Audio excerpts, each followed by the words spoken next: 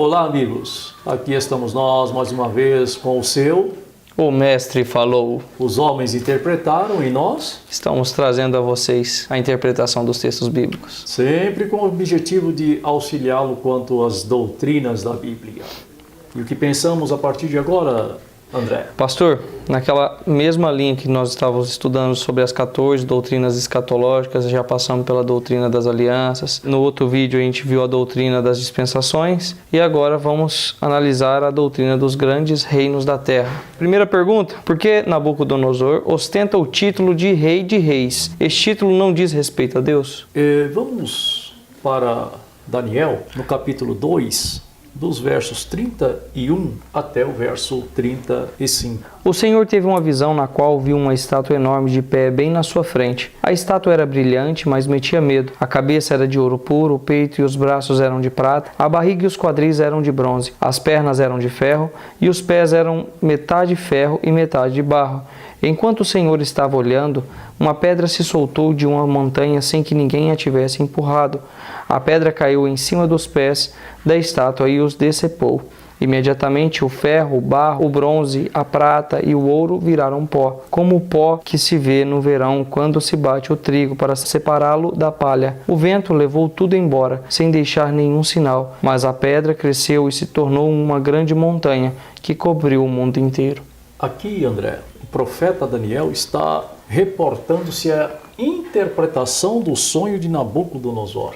E observe que o título de Nabucodonosor é Rei dos Reis, ou Rei de Reis. Rei de Reis. O de Deus não é de reis, é dos reis. O próprio Nabucodonosor vai usar isso lá por volta do verso 47 e 48 desse mesmo capítulo. Ele vai dizer que o Deus de Daniel, além de revelar as coisas, ele é rei dos reis. Agora, Nabucodonosor não era rei dos reis, é rei de reis. Ou seja, ele tinha reis sobre o seu comando. Deus não. Deus ele tem a espécie humana sobre o seu domínio, porque a ele pertence a honra, o poder, o domínio e a glória para todo sempre. E outra pergunta é, hoje, onde ficaria a Babilônia hoje, geograficamente?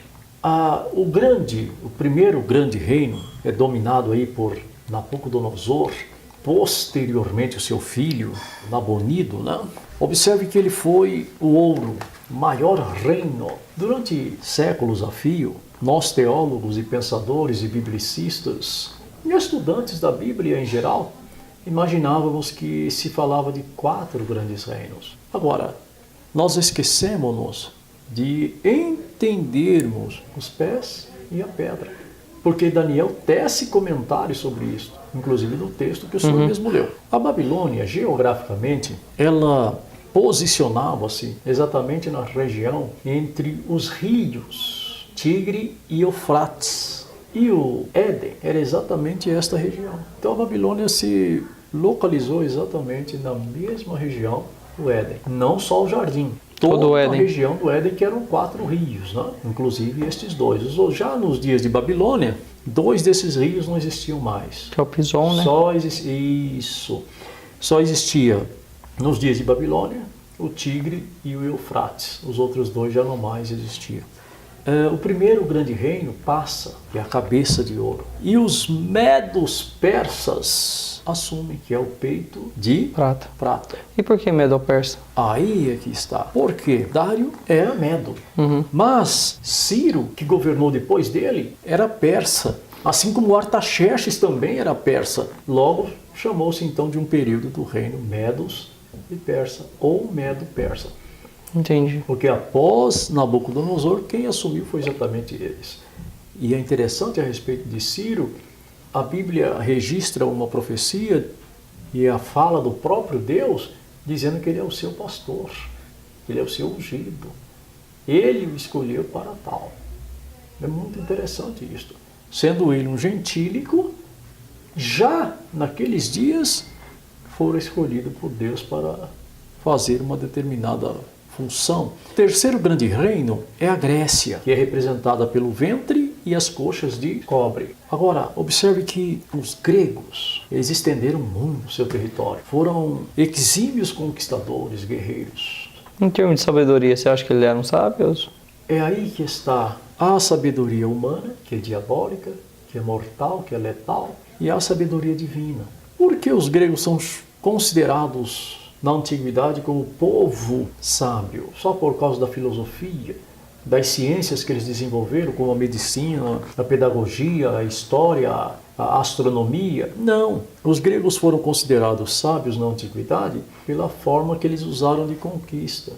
Com exceção de Alexandre o Grande, que gostava muito de matar as pessoas, todos os demais imperadores gregos venciam os seus inimigos e implantavam neles a sua cultura. Foi aí que criaram o grego koiné, um idioma tão fácil, tão simples, que hoje se aprende aí em 48 horas. Era a língua da plebe, dos escravos, não é? Dos povos conquistados. E os filósofos, os estudiosos, os sábios falavam o grego aristocrático, que é o grego contemporâneo. Interessante o senhor falar desse grego koiné, porque na época de Cristo ele era bem difundido. Então pode-se colocar que Alexandre ajudou a divulgar o evangelho. Ele não somente conquistava, mas ele difundiu o grego nesse período intertestamentário. Pode-se dizer que ele ajudou a difundir o evangelho, porque em qualquer sinagoga que se chegava e falasse o grego, tanto é que Paulo nas viagens dele, né, ele pregava em grego, todo mundo entendia. Muito bem, André.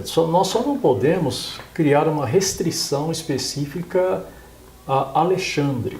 Entendi. Mas o povo grego contribuiu com a expansão do evangelho.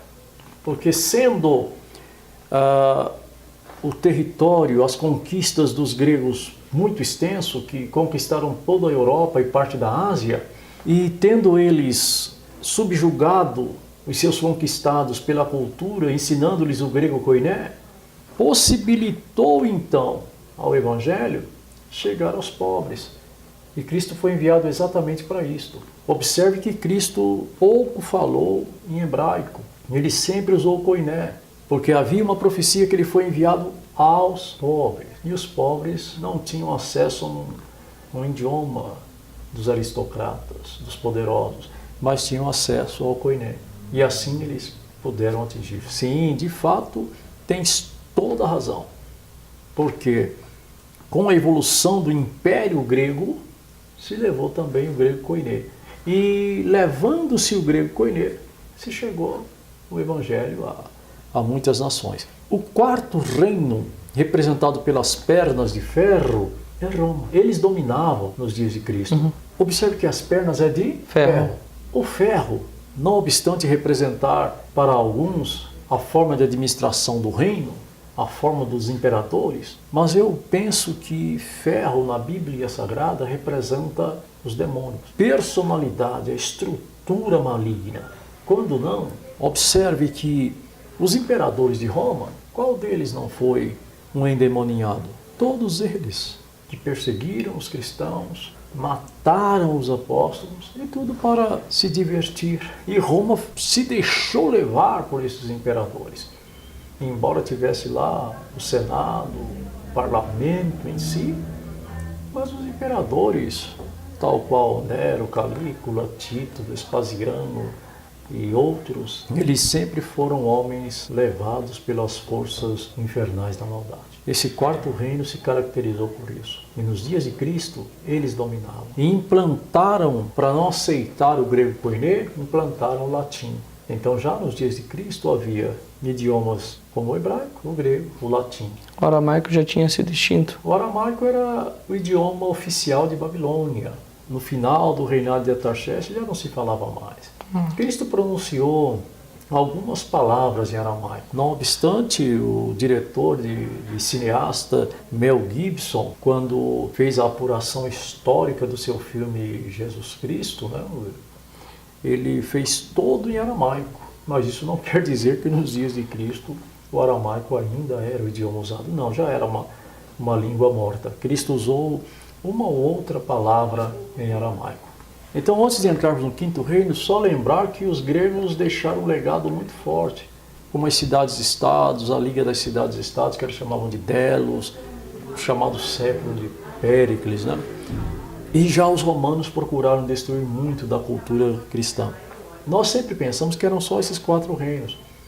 Mas esquecíamos de entender dos pés. Os pés eram formados de ferro e barro. Mas o ferro e o barro dá liga? Não dá liga. E como podia ser o pé formado de ferro e barro? Se o ferro representa os demônios, os seres espirituais da maldade, o barro representa O ser humano, a raça humana, a espécie humana. que é formada de barro. Isso, nós fomos tirados do barro e somos barro. Agora, aqui está falando de um reino que será poderosíssimo, curto na sua extensão temporária. São só 7 anos. Mas o que o rei viu ali é o reino da tríade satânica. O senhor poderia explicar para os internautas qual que é a diferença entre tríade e trindade? Sim, André, com todo prazer. É chamado tríade porque serão 3 homens distintos. O reino do anticristo, ou o reino do 666, será exercido por 3 homens, cujos corpos estarão ocupados por demônios.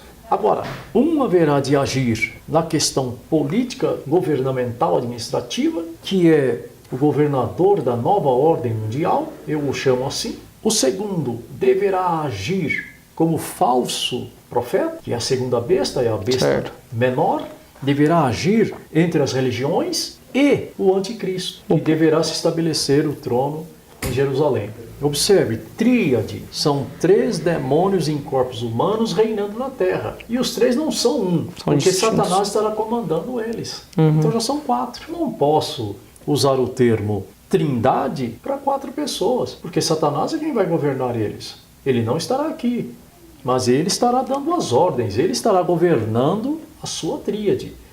Agora, a trindade, isso nos leva a entender que são 3 pessoas que concordam em um. Os 3 são um. E só cabe esse termo, biblicamente, só para o Pai, o Filho e o Espírito Santo. Este, então, será o 5º reino, que é um reino que eu chamo de reino híbrido. Isso porque será uma mesclagem de homens na aparência, no corpo, mas o Espírito não é humano. O Espírito que governará este corpo São demônios. são demônios. Nós vamos ver isso numa outra doutrina um pouquinho mais à frente. E, finalmente, observe, nós temos o 6º grande reino, que é o reino da pedra. Ela, mesmo tendo batido na terra, pequena, batendo no pé, ela esmiuçou. Toda estátua. É possível uma pedra cair no pé e esmiuçar todo o corpo? Será que porque destruiu a base da estátua? Que Mas os pés isso não são... levaria a destruir o restante, ela só iria cair. Cortou o pé, o corpo tomba, mas não é destruído. Observe que aqui ele mostra que esse reino do 666 será destruído pela pedra que é, Cristo. e o reino de Cristo será inigualável. O reino do Filho de Davi é inigualável. O reino do Filho de Deus é eterno. Mas Deus precisa cumprir a promessa que ele deu a Abraão. Onde pisares a planta dos teus pés, eu darei a tua descendência por herança. De Dan até Beersheba. Então, não há porquê. Eu não vejo motivos para as pessoas se preocuparem hoje com os árabes e palestinos que ocupam o território de Israel. Porque o Senhor, a seu tempo, está fazendo isso. E eles serão retirados de lá. Com toda a certeza. Então, o último reino, que é o 6º reino, é o reino de Cristo. É um reino de restauração, um reino de unificação.